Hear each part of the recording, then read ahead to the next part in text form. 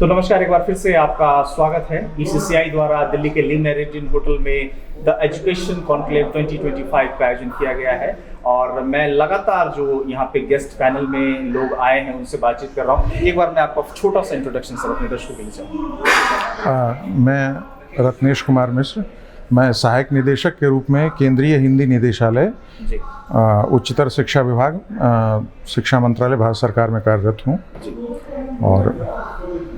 और जिस तरह से सर आज एजुकेशन पे बात हो रही है, आप शिक्षा के जगत से जुड़े हुए हैं, मैं हर किसी से एक ही सवाल पूछ रहा हूँ और ये कॉमन क्वेश्चन भी एक तरह से हो गया है कि जो शिक्षा का बदलता परिवेश है, हमने जो है काफ़ी चीज़ नई भी देखी है और आप लोगों ने एक दौर वो भी देखा है जब शिक्षा किस प्रकार से जो है हर किसी के पास एक्सेसिबल नहीं थी, लेकिन अब लगभग लोगों के पास एक्सेसिबल है। कैसे देखते हैं एक शिक्षा के बदलते परिवेश को पिछले कुछ दशकों में आप? देखिए, जहाँ तक शिक्षा का सवाल है, इसके दो हिस्से हैं जी। एक तो उच्च शिक्षा है और दूसरा प्राथमिक और माध्यमिक शिक्षा है जी। तो उच्च शिक्षा का जो स्वरूप है वो ज़्यादातर हम लोगों के आँखों के सामने और बढ़ता और फैलता हुआ दिखाई देता है, लेकिन जो हमारी आँखों से ओझल है वो है हमारी प्राथमिक शिक्षा। साधारणतः जो मीडिया है या हमारे जो ऐसे साधन हैं प्रचार प्रसार के, वो झारखंड, बिहार, उत्तर प्रदेश के सुदूर इलाकों के जो छोटे छोटे प्राइमरी स्कूल हैं, जो कि खेतों के बीच में जहाँ की अप्रोच रोड नहीं है और वो कई तरह की समस्याओं से जूझते हैं, वहाँ तक उनकी पहुँच नहीं होती है। इसलिए हमें असली फोकस उस पर बनाने की ज़रूरत है कि उसको कैसे आज के समय के हिसाब से, जो जैसी शिक्षा अमेरिका में है या फिनलैंड में है, नॉर्वे में है, उन देशों के समकक्ष ले जाना। और मुझे इस बात की बड़ी खुशी है कि हमारी सरकार ने ये राष्ट्रीय शिक्षा नीति 2020 के तहत कुछ ऐसे प्रयास किए हैं जो आने वाले समय में काफ़ी बड़े बदलाव लेकर के आएंगे।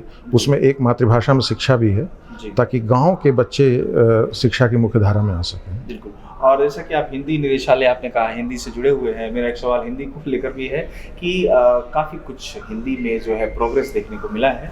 कई लोग जो पहले थोड़ी हिंदी में मतलब कि कहते थे कि हमें हिंदी में क्या होगा क्योंकि अब तो अंग्रेजी का ज़माना है, लेकिन मैंने ये बहुत बदलाव पिछले एक दशक में पर्सनली तौर पे भी ये चीज़ महसूस की कि जो हिंदी की शिक्षा है, चाहे वो हिंदी टाइपिंग ही क्यों ना हो, इसमें भी रोज़गार और हिंदी में भी जो आपको रोज़गार है वो विभिन्न मंत्रालयों में, चाहे बहुत सारे जो फॉर्म हैं, बहुत सारे इंस्टीट्यूट हैं, वहाँ भी खुले हैं।